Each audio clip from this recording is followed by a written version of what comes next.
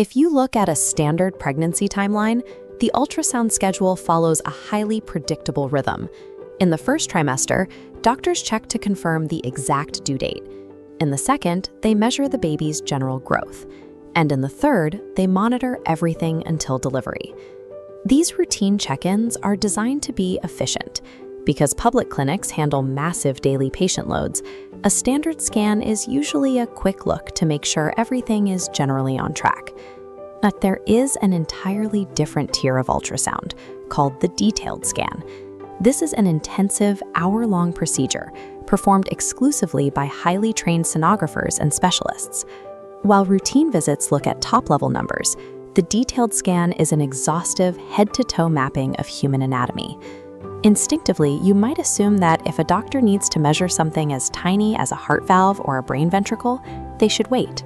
It seems logical the bigger the baby grows, the easier those microscopic details are to see, but the exact opposite is true. If a specialist waits past 24 weeks, they actively lose the ability to capture those crucial images. This chart shows the timeline of a full pregnancy, but to do a full anatomical sweep, doctors are restricted to a strict 4-week window, specifically between weeks 20 and 24.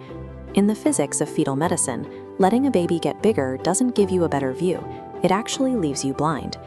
The floor of this specific window is set by basic biology. Before 18 to 20 weeks, the internal structures of the body are simply too small and undeveloped to accurately evaluate. But the ceiling of the window is dictated by spatial geometry. After 24 weeks, the baby's rapid growth means the womb quickly runs out of physical space. Without that extra fluid volume around them, the baby locks into a rigid position. They lose the physical space required to turn or rotate freely.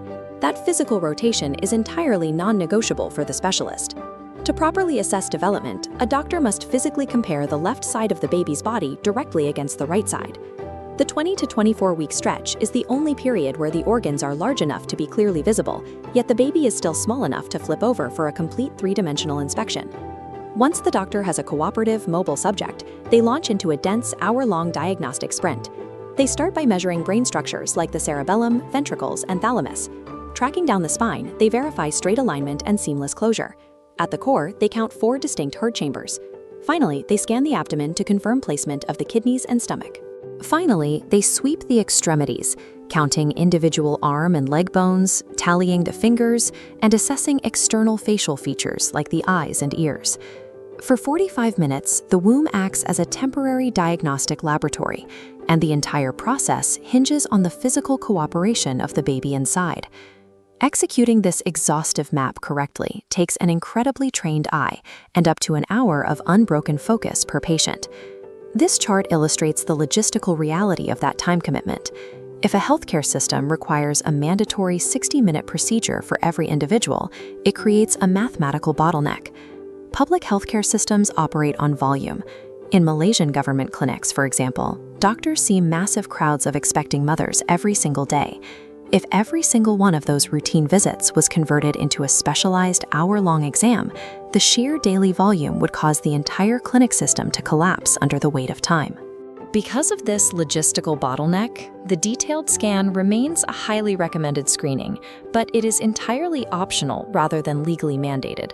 Since the public system cannot automatically mandate it for everyone, the responsibility ultimately falls on expecting parents to actively seek out this scan before the physical window of opportunity closes. Mapping the entire human body before it's even born is a marvel of modern medicine, but it will always be bound by 2 unyielding constraints: the biological limits of the womb and the logistical limits of our healthcare systems.